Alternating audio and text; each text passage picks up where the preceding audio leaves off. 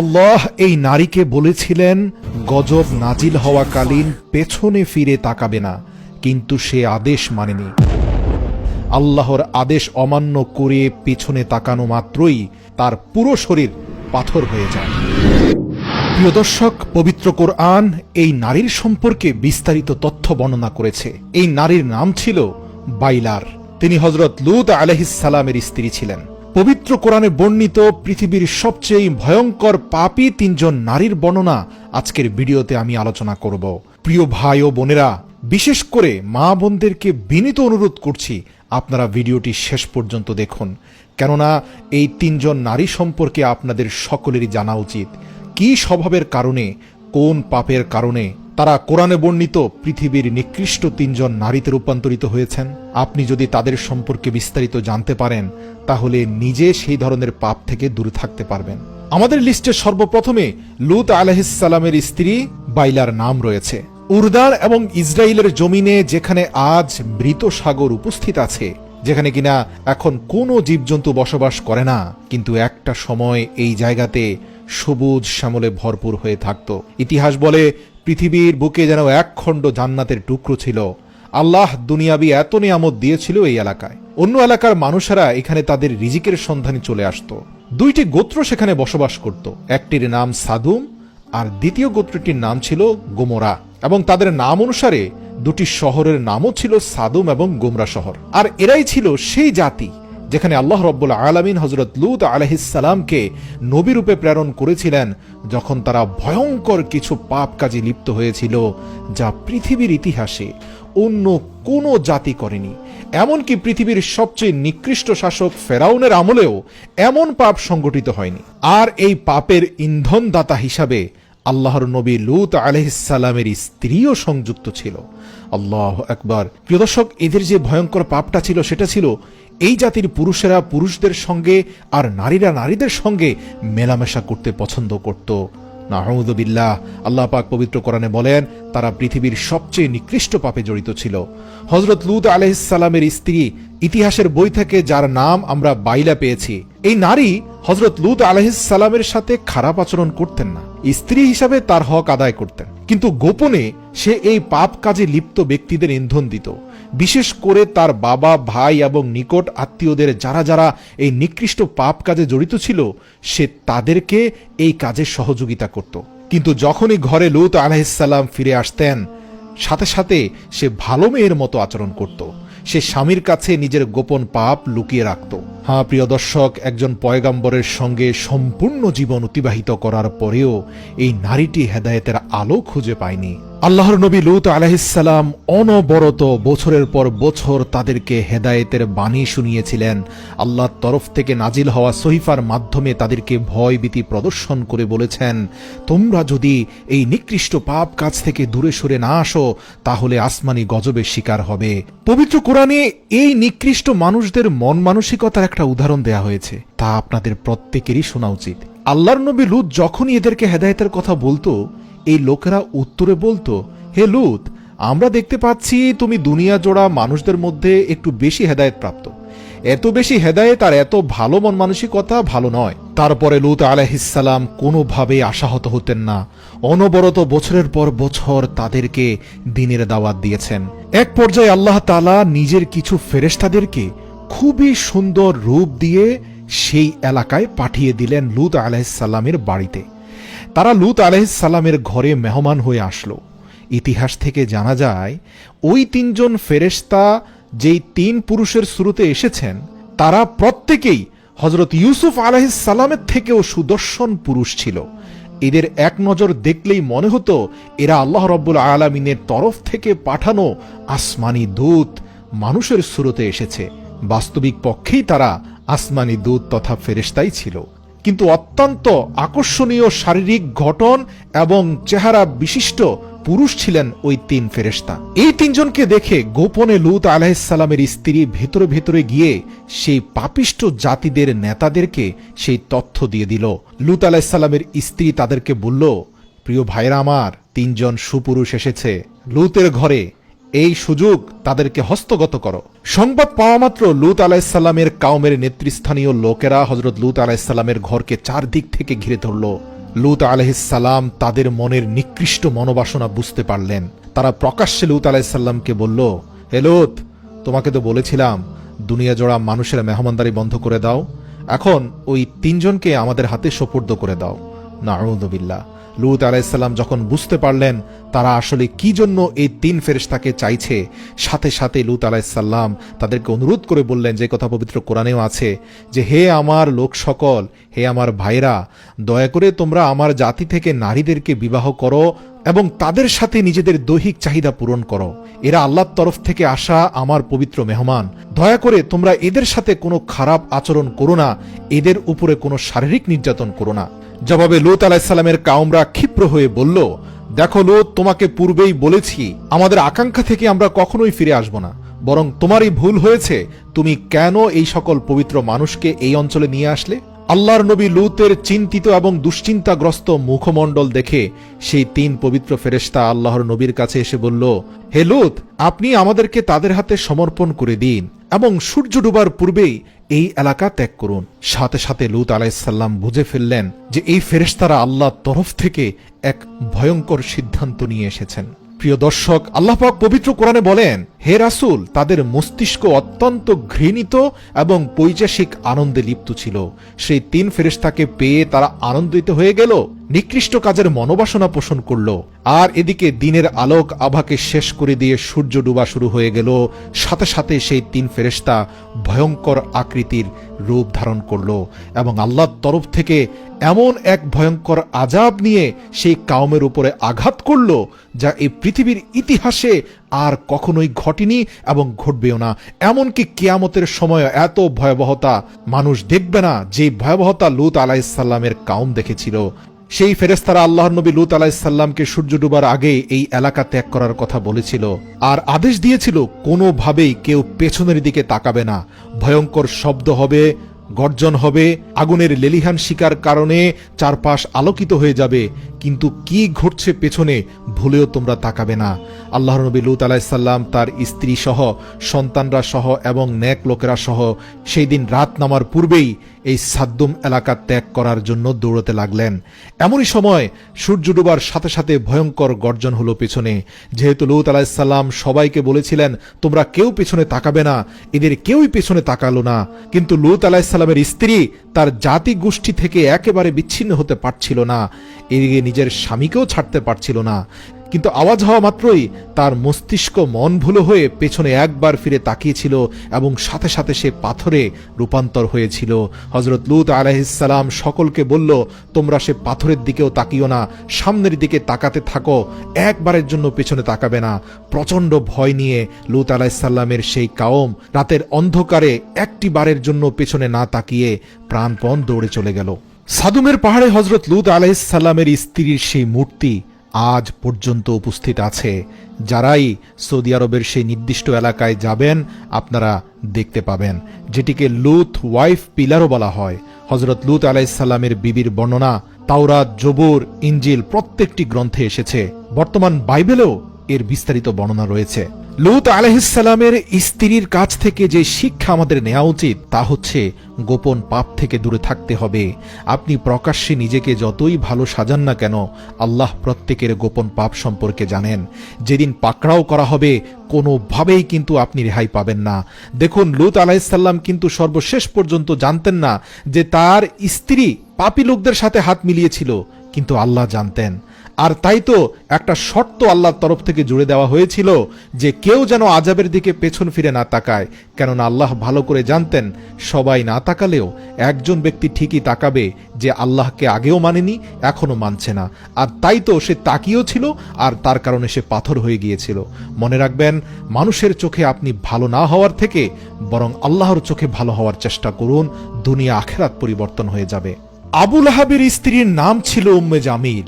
এই নারী এতটাই খারাপ ছিল যে সে কাঁটা ও শুকনো কাঠ এনে নবীজির পথে বিছিয়ে রাখত, যেন তিনি পিছল কাঠে হোঁচট খেয়ে পড়ে যান এবং তারপরে সাথে সাথে তার বিছিয়ে রাখা ফাঁদের মতো কাঁটাগুলো আল্লাহর রাসূল সাল্লাল্লাহু আলাইহি সাল্লামের পায়ে বিষ্ট হয়ে যায়। তবে প্রিয় দর্শক, আপনি জেনে অবাক হবেন, এই অপরাধের কারণেই কিন্তু আল্লাহ রাব্বুল আলামিন তাকে লাঞ্ছনা এবং গঞ্জনা দেননি, বরং তার থেকেও যে ভয়ঙ্কর অপরাধ পবিত্র কোরআনে বর্ণিত হয়েছে আবু লাহাবের স্ত্রী উম্মে জামিলের ব্যাপারে, সেটা প্রত্যেকটি নারীর জানা উচিত।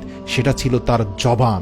আল্লাহু আকবার। সেই আমলে তার প্রতিবেশীরা তার থেকে দূরে থাকত, ভয় পেত উম্মে জামিলকে। কেননা তার মুখ যদি একবার শুরু হতো, সে এমন এমন ভাষা ব্যবহার করত যে মানুষের হৃদয় ছিদ্র হয়ে যেত।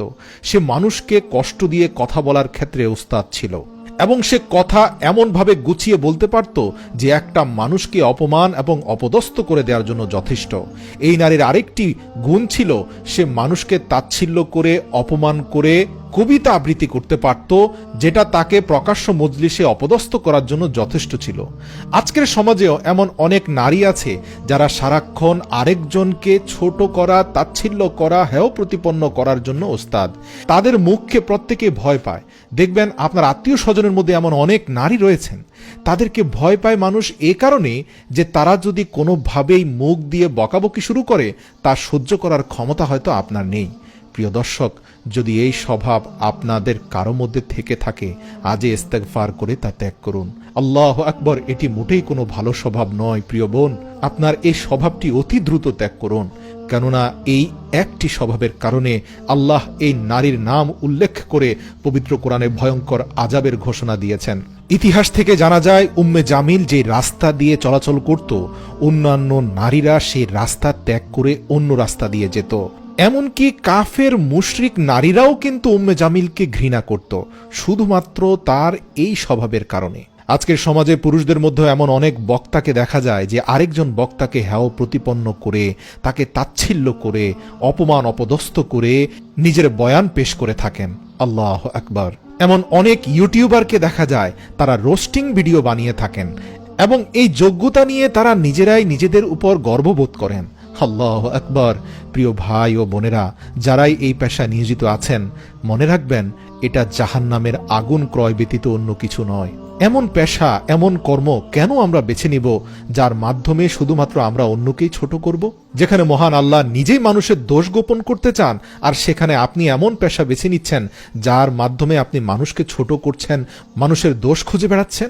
আর যারা মানুষের ভৎসনার স্বভাবকে ত্যাগ করতে পারছেন না, তাদের জন্য আবু লাহাবের স্ত্রীর কঠিন পরিণতি আপনাদেরকে বলে রাখছি। আবু লাহাবের স্ত্রী একদা রাসূল সাল্লাল্লাহু আলাইহি ওয়াসাল্লামকে নিয়ে অত্যন্ত নোংরা ভাষায় ভৎসনা করেছিল। তার এক চোখ অন্ধ থাকার কারণে উম্মে জামিলকে আর ওয়া উম্মে কামি অর্থাৎ অন্ধ বলেও ডাকা হতো। কোরআনুল কারিমে আল্লাহ রাব্বুল আলামিন আবু লাহাব এবং তার বিবির উল্লেখ খুব কঠিন ভাষাতে করেছেন। কাবার চারপাশে অসংখ্য কাফের নারীরা একত্রিত হলে সেখানে প্রকাশ্য মজলিসে আবু লাহাবের স্ত্রী রাসূল সাল্লাল্লাহু আলাইহি সাল্লামকে ব্যঙ্গ করে একটি কবিতা বলে।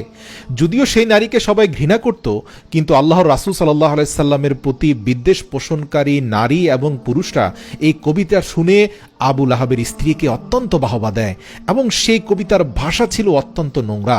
আল্লাহ রাব্বুল আলামিন এটা সহ্য করতে পারেননি। সাথে সাথে আবু লাহাবের স্ত্রী এবং আবু লাহাবের প্রতি সূরা লাহাব নাজিল করেন। তাব্বাত ইয়াদা আবি লাহাবিন ওয়া তাব। এই সূরার প্রত্যেকটি আয়াত আবু লাহাব এবং তার স্ত্রীর অন্তরে এক একটি অগ্নিপেরাকের মতো বিঁধে যায়। সূরা লাহাবে আবু লাহাবের স্ত্রীকে খড়ি বাহক বলা হয়। মূলত আরব্য ভাষায় মানুষের গীবত ও নিন্দাবাদে যে সকল ব্যক্তিরা মুখর থাকত, চগলখড়ি ও মিথ্যাচারের মাধ্যমে সংসারে বা সমাজে অশান্তির আগুন ধরিয়ে দেওয়া ব্যক্তিকে আরবি পরিভাষায় খড়ি বাহক বলা হতো।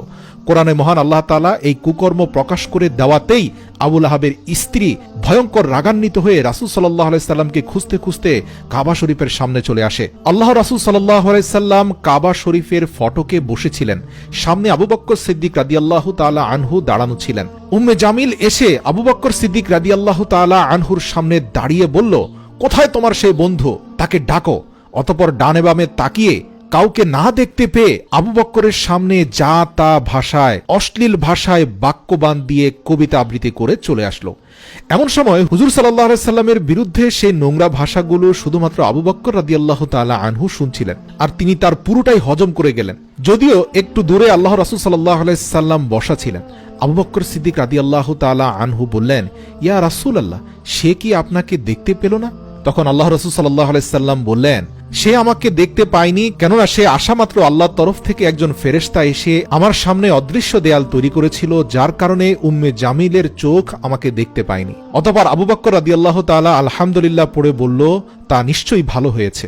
মায়ের অপমানের কথা শুনে তার কয়েকদিন পরে আবু লাহাবের পুত্র উতাইবা বিন আবু লাহাব এসে রাসূল সাল্লাল্লাহু আলাইহি সাল্লামের নিকটবর্তী হয়ে খুব নম্র ভাষায় বলল, ইয়া রাসূলুল্লাহ, সূরা নাজমের 1 এবং 2 নম্বর আয়াত আপনার মনে আছে? আল্লাহ রাসূল বললেন, অবশ্যই। নক্ষত্রের কসম, যখন অস্তমিত হয় তোমাদের সঙ্গী পথভ্রষ্ট হয়নি এবং বিপদগামীও হয়নি। আল্লাহ রাসূল আয়াত দুটি তেলাওয়াত করে বললেন, হে উতাইবা, তুমি নিশ্চয়ই এই আয়াত দুটি বিশ্বাস করো। এ কথা বলার পর হেঁচকা এক টান দিয়ে রাসূল সাল্লাল্লাহু আলাইহি সাল্লামের গায়ের জামা ছিঁড়ে তার মুখে থুতু নিক্ষেপ করে চলে গেল উতাইবা বিন আবু লাহাব এবং বলল, তোমার এই দুটি আয়াত আমি অস্বীকার করি। এতে আল্লাহ রাসূল অত্যন্ত কষ্ট পেলেন এবং তার অন্তর থেকে বদদোয়া গেল। আল্লাহ রাসূল বললেন, হে আল্লাহ, তুমি তার উপর তোমার কোনো একটি কুকুরকে বিজয় দান করো। আল্লাহ রাসূলের এই বদদোয়ার পর থেকে উতাইবা ভালোভাবে ঘুমোতে পারছিল না। অতঃপর আত্মীয় স্বজনদের কয়েকজন বলল, মুহাম্মদ সাল্লাল্লাহু আলাইহি সাল্লাম তোমার উপরে যে অভিশাপ দিয়েছেন তা নিশ্চিতভাবে ঘটবে, বাঁচতে হলে তুমি মক্কা ছেড়ে চলে যাও। তারপর সে সিরিয়ায় ব্যবসায়িক সফরে চলে গেল, সেখানে জারকা নামক স্থানে রাত্রি যাপন করলো। এমন সময় হঠাৎ এক নেকড়ে তার চারপাশে ঘুরতে লাগলো। তখন সে বলে উঠল, আল্লাহর কসম, এ আমাকে খেয়ে ফেলবে, কারণ মোহাম্মদ আমার বিরুদ্ধে এই দোয়া করেছিল। এবং ঘটনা ঘটেছিল, পরদিন সকালে কয়েকটি নেকড়ে এবং কুকুর এসে তার শরীরকে ক্ষত বিক্ষত করে ঘাড় মটকে তাকে হত্যা করে। এদিকে আবু লাহাবের স্ত্রীরও ভয়ঙ্কর পরিণতি হয়েছিল। বদরের যুদ্ধের পর আবু লাহাবের স্ত্রী বেশ কয়েকটি অশ্লীল ভাষার কবিতা রচনা করার পর থেকে তার শরীরে এক বিষাক্ত ফোঁড়া দেখা দেয়। অন্যদের দেহে এ রোগ সংক্রামিত হওয়ার আশঙ্কায় তার প্রাণপ্রিয় পরিবারের লোকেরা তাকে একটি নির্জন স্থানে ফেলে আসে। সেখানে চিৎকার চেঁচামেচি করে পরিবারের লোকদের বিরুদ্ধে সে পুনরায় আবার কবিতা আবৃত্তি করতে থাকে। যাদের জন্য সে এত কষ্ট করেছে তারা কেন তার রোগ দেখে তাকে এই নির্জন এলাকায় ফেলে গেল। কিন্তু তার কবিতায় কোনো কাজ হয়নি। তার আত্মীয় স্বজন সকলেই তাকে ত্যাগ করে সেখানে তাকে ফেলে রাখে। এভাবে তার পুরো শরীরে প্রচন্ড দুর্গন্ধ ও পচন লাগতে থাকে, কিন্তু তারপরেও তার মুখ থেকে কবিতা আবৃত্তি বন্ধ হয়নি। অবশেষে তার মৃত্যুর পর একজন হাবশি মজুরকে ডেকে আনা হয়। সে হাত পা ঢেকে গর্ত খনন করে লাঠি দিয়ে ঠেলে ঠেলে আবু লাহাবের স্ত্রীর পচা লাশটিকে পাথর চাপা দিয়ে দেয়। এই হলো দুনিয়ার লাঞ্ছনা ও ধ্বংসের অবস্থা। আখিরাতের শাস্তি তো আছেই। আল্লাহু আকবার। ইয়া আল্লাহ, আপনি আমাদের সবার মুখকে হেফাজত করার তৌফিক দান করেন। এজন্য আল্লাহ রাসূল সাল্লাল্লাহু আলাইহি সাল্লাম দুইটি হাদিস গুরুত্বের সাথে বলে গিয়েছেন, মান সালিবাল মুসলিমুনা মিন লিসানিহি ওয়া ইয়াদিহি, সে প্রকৃত মুসলিম হতে পারবে না যার মুখ এবং হাত থেকে অপর মুসলমান নিরাপদ নয়। প্রিয় দর্শক, আপনার মুখ থেকে প্রত্যেকটি মুসলমান নিরাপদ না হওয়া পর্যন্ত আপনি মুসলিমই হতে পারবেন না। তাই ভেবে দেখুন, এই জীবনে কোনো মুসলিমকে কোনো বিষয় নিয়ে এমন ভাষা ব্যবহার করেছেন কিনা যা তার অন্তরে কষ্টের কারণ হয়েছে। নাউযু বিল্লাহি মিন যালিক। আজই তওবা করুন, এই পাপের পরিণতি ভয়ঙ্কর। আল্লাহ রাসূল শারীরিক লাঞ্ছনা থেকেও মুখের লাঞ্ছনাকে ভয়ঙ্কর বলেছেন। হযরত নূহ আলাইহিস সালামের স্ত্রীও একজন পথভ্রষ্ট নারী ছিলেন। হযরত নূহ আলাইহিস সালামের জাতি এই মানব ইতিহাসের একমাত্র জাতি ছিল যারা সর্বপ্রথম শিরক তথা মূর্তি পূজা করতে শুরু করেছিল।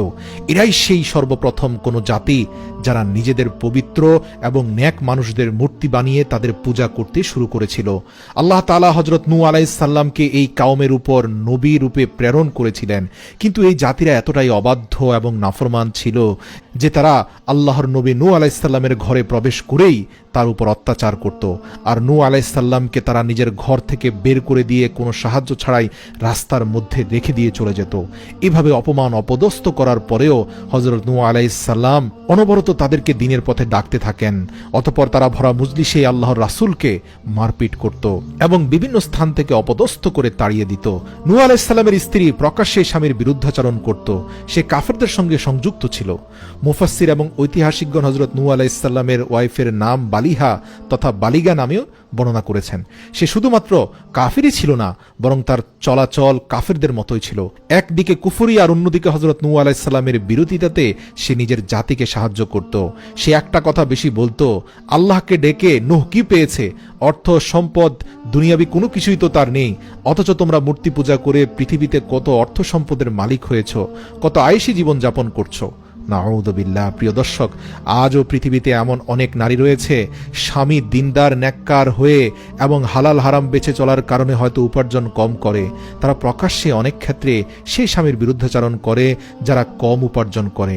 নিজেকে প্রশ্ন করুন, এমন কোনো স্বভাব কি আপনার মধ্যে রয়েছে কিনা? নূহ আলাইহিস সালামের স্ত্রী এজন্যই মূর্তিদের প্রশংসা করত, কেননা মূর্তি পূজারীরা অর্থ সম্পদে অগ্রসর ছিল।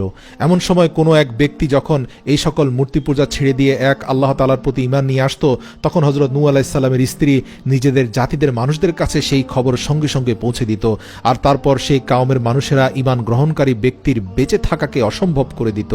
বালেহা নামক এই নারীটি হযরত নূহ আলাইহিস সালামের এক পুত্র ইয়ামকেও তাদের দলে অন্তর্ভুক্ত করে নিয়েছিল। সেজন্য নূহ আলাইহিস সালাম এর এই পুত্র কাফেরদের রাস্তাকে অনুসরণ করতে বাধ্য হয়েছিল। আল্লাহ রাব্বুল আলামিন এই নারীর কুফরি এবং নাফরমানের বর্ণনা পবিত্র কোরআনুল কারীমেও উল্লেখ করেছেন। এছাড়াও এর বিস্তারিত বর্ণনা বর্তমান বাইবেলেও পাওয়া যায়। এরপর যখন আল্লাহ রাব্বুল আলামিন হযরত নূহ আলাইহিস সালামের জাতির উপর সেই মহাপ্লাবনের আযাব পাঠিয়েছিলেন, তখন সেখানে নূহ আলাইহিস সালামের এই কাফের স্ত্রী সেই ভয়ানক আযাবের মধ্যে পড়ে গিয়েছিল। সেখানেও নূহ আলাইহিস সালাম তাদেরকে বলেছিল, তোমরা নৌকায় চলে এসো।